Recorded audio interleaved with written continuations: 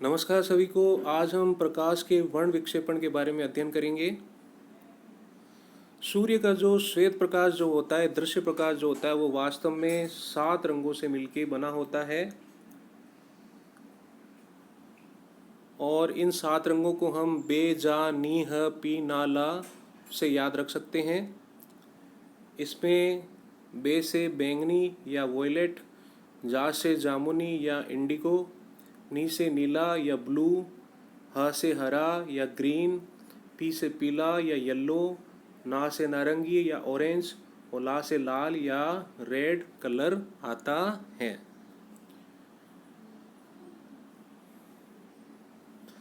जब श्वेत प्रकाश को प्रिज्म में से गुजारा जाता है तो वह 7 रंगों में विभक्त हो जाता है। इस घटना को वर्ण विक्षेपण कहते हैं तथा प्राप्त 7 रंगों के समूह को वर्णक्रम या स्पेक्ट्रम कहते हैं। अधिक तरंग दैर्ध्य वाले प्रकाश अर्थात लाल रंग का विचलन कम होता है तथा कम तरंग दैर्ध्य वाले प्रकाश यानी कि बैंगनी रंग का जो विचलन होता है वो सर्वाधिक होता है। तो सूर्य का जो प्रकाश जो होता है, श्वेत प्रकाश जो होता है, वो 7 अवयवी रंगों से मिलकर बना होता है और जब श्वेत प्रकाश को प्रिज्म से होकर गुजारते हैं तो वह अपने अवयवी रंगों में विभक्त हो जाता है। इस घटना को ही वर्ण विक्षेपण कहते हैं। और प्रिज्म जो होता है वो कांच का बना एक त्रिविमीय पदार्थ होता है जो कि पारदर्शी होता है और इसकी संरचना इस प्रकार की होती है। यह हमारे सम्मुख चित्र में प्रकाश के वर्ण विक्षेपण को समझाया गया है। ये कांच का प्रिज्म है, इस पर श्वेत प्रकाश जो है वो आपतित हो रहा है और जब श्वेत प्रकाश इस प्रिज्म से होकर गुजरता है तो यह अपने 7 अवयवी रंगों में विभक्त हो जाता है। प्रकाश की इस परिघटना को प्रकाश का वर्ण विक्षेपण कहते हैं और ये 7 अवयवी रंग जो हैं वो नीचे से ऊपर की ओर बैंगनी या वोयलेट, जामुनी या इंडिगो, आसमानी या ब्लू, हरा या ग्रीन, पीला या येलो, नारंगी या ऑरेंज और लाल या रेड होते हैं।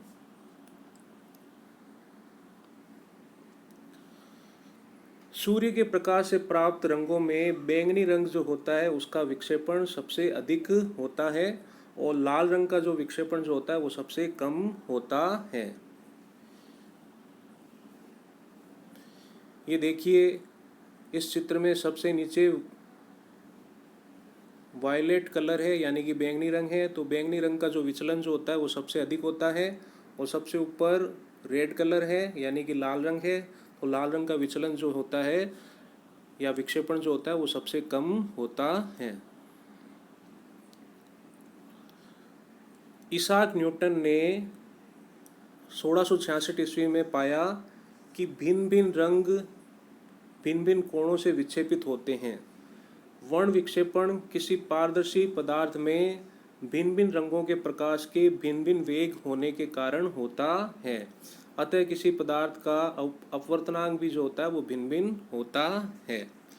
तो प्रकाश के वर्ण विक्षेपण का कारण क्या होता है, इसको इसाक न्यूटन ने इस प्रकार समझाया था कि श्वेत प्रकाश के भिन्न भिन्न रंगों का जो वेग जो होता है वो पारदर्शी पदार्थ में भिन्न भिन्न होता है और उनकी तरंग दैर्ध्य जो होती है वो भी भिन्न भिन्न होती है, अलग अलग होती है। इसी वजह से प्रकाश का वर्ण विक्षेपण होता है। जब प्रकाश को किसी पारदर्शी पदार्थ से गुजारा जाता है तो वर्ण विक्षेपण होता है और वह अपने अवयवी 7 रंगों में विभक्त हो जाता है। तो ये प्रकाश के वर्ण विक्षेपण के कारण है। अब प्रकाश के वर्ण विक्षेपण के उदाहरण के बारे में जाने तो बारिश के समय जो इंद्रधनुष जो बनता है, इंद्रधनुष जिसको इंग्लिश में रेनबो भी कहा जाता है, तो इंद्रधनुष का बनना जो है वो प्रकाश के वर्ण विक्षेपण का उदाहरण है। तो इस प्रकार से हमने प्रकाश के वर्ण विक्षेपण के बारे में विस्तार से अध्ययन किया। जय हिंद, जय भारत।